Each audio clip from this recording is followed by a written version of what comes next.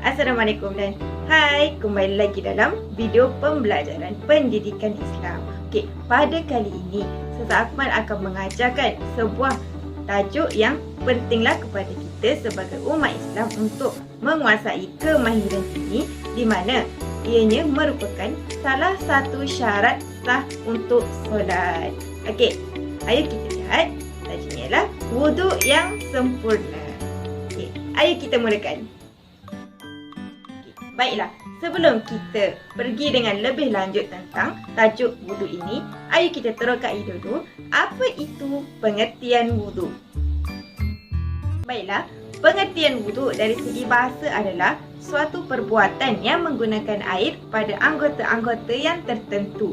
Manakala dari segi istilah pula adalah wuduk merupakan perbuatan meratakan air pada anggota-anggota tertentu beserta dengan niat, dengan rukun-rukun dan syarat-syarat tertentu. Baiklah, setelah kita mengetahui apa itu pengertian wuduk, sekarang kita pergi pula kepada tujuan untuk berwuduk. Okey, terdapat 3 tujuan asas ataupun tujuan utama untuk berwuduk. Tujuan wuduk yang pertama adalah untuk menunaikan ibadah solat, iaitu ibadah yang wajib kepada kita umat Islam. Okey, yang kedua adalah tujuan berwuduk ini juga adalah untuk membawa dan memegang Al-Quran, di mana Al-Quran ini adalah salah satu wahyu yang diturunkan Allah kepada umat Islam sebagai panduan seharian kita. Okey, tujuan yang ketiga adalah untuk menunaikan tawaf, iaitu tawaf ni adalah salah satu perbuatanlah yang dilakukan oleh umat Islam ketika menunaikan ibadah haji. Ayo kita lihat anggota-anggota wajib berwuduk. Terdapat 4 anggota wajib. Yang pertama adalah keseluruhan muka. Yang kedua adalah kedua tangan hingga ke siku. Yang ketiga adalah sebahagian kepala. Dan yang terakhir adalah kedua-dua kaki hingga ke buku lali. Baiklah, sekarang kita masuk pula kepada rukun-rukun wuduk, iaitu perkara-perkara yang wajib dan asas yang perlu dilakukan dalam perbuatan berwuduk ni lah. Okay. Di mana terdapat 6 rukun-rukun wuduk. Rukun wuduk yang pertama adalah niat, di mana lafaz niat wuduknya adalah nawaitu raf'al hadasil asrari lillahi ta'ala, yang bermaksud sahaja aku mengangkat hadas kecil niat kerana Allah Ta'ala.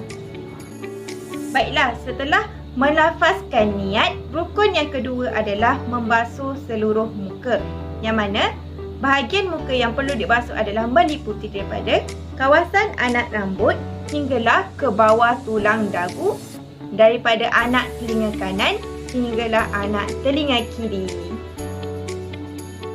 Baiklah, seterusnya rukun berwuduk yang ketiga adalah membasuh kedua tangan hingga ke siku, yang didahului dengan anggota kanan kemudian anggota kiri, di mana air yang diratakan hendaklah bermula daripada hujung jari tangan kanan dan diratakan hingga ke paras siku dan kemudian diikuti dengan belah kiri.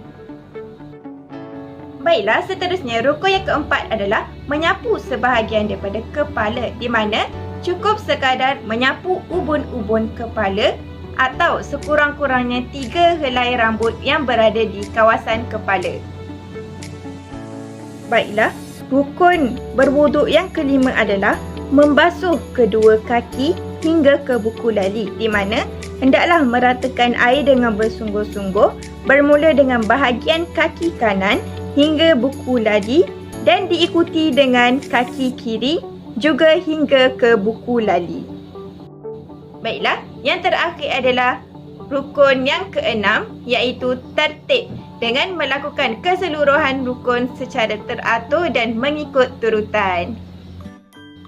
Baiklah, setelah kita mengetahui dan memahami kaedah-kaedah untuk mengambil wuduk, sekarang kita pergi pula kepada sunat-sunat berwuduk, iaitu perkara yang tidak wajib dilakukan tetapi akan mendapat ganjaran yang berlipat ganda jika kita melakukannya. Baiklah, Yang pertama adalah bersugi, iaitu menggosok gigi sebelum menunaikan ataupun berwuduk. Yang kedua, membaca basmalah, iaitu lafaz Bismillahirrahmanirrahim sebelum berwuduk. Yang ketiga, menghadap kiblat sewaktu berwuduk. Yang keempat, berkomoh-komoh. Yang kelima, memasukkan air ke dalam hidung. Yang keenam, membasuh telinga. Yang ketujuh, melakukan perkara fardu ataupun sunat sebanyak 3 kali, iaitu mengulang perbuatan tersebut sebanyak 3 kali. Dan yang terakhir adalah membaca doa selepas mengambil wuduk. Doa setelah berwuduk. Bismillahirrahmanirrahim. Asyhadu an la ilaha illallah wahdahu la syarika lah wa asyhadu anna Muhammadan abduhu wa rasuluh. Allahumma ja'alni minat tawwabin waj'alni minal mutatahhirin waj'alni min ibadikas shalihin. Yang bermaksud, aku bersaksi bahawa tiada Tuhan melainkan Allah yang Maha Esa dan tiada sekutu baginya. Dan aku bersaksi bahawa Nabi Muhammad adalah hamba Allah dan utusannya. Ya Allah, jadikanlah aku orang yang ahli taubat dan jadikanlah aku orang yang suci dan jadikanlah aku dari golongan hamba-hamba-Mu yang soleh dan solehah.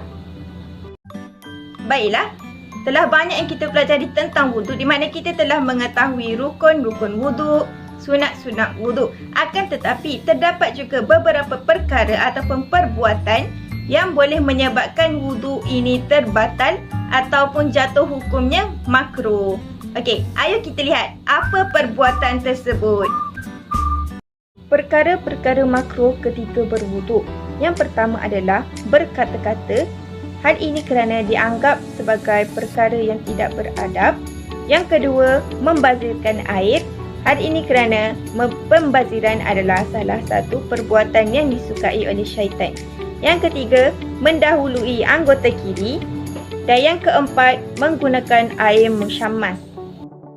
Perkara-perkara yang boleh membatalkan wuduk adalah yang pertama, keluarnya sesuatu daripada kubur dan dubur seperti membuang air besar, membuang air kecil dan sebagainya. Yang kedua adalah tidur yang tidak tetap punggungnya kecuali tidur dalam keadaan rapat ke tempat duduk. Yang ketiga adalah hilang akal dengan sebab mabuk, gila, sakit, pengsan ataupun pitam, kerana apabila terjadinya perkara ini, seseorang itu tidak akan mengetahui keadaan dirinya. Yang keempat, bersentuhan kulit antara lelaki dan perempuan yang bukan mahram, iaitu lelaki dan perempuan yang halal untuk bernikah, di mana persentuhan tersebut tidak berlapik. Yang terakhir adalah murtad, iaitu keluarnya daripada agama Islam, dan ini merupakan perkara yang paling dimurkai oleh Allah Subhanahu Wa Taala. Baiklah, sekian sahaja video Ustazah pada kali ini. Ustazah harap apa yang disampaikan dapat difahami dan diaplikasikan dalam kehidupan seharian. Sekian sahaja daripada Ustazah Akmal. Assalamualaikum warahmatullahi wabarakatuh.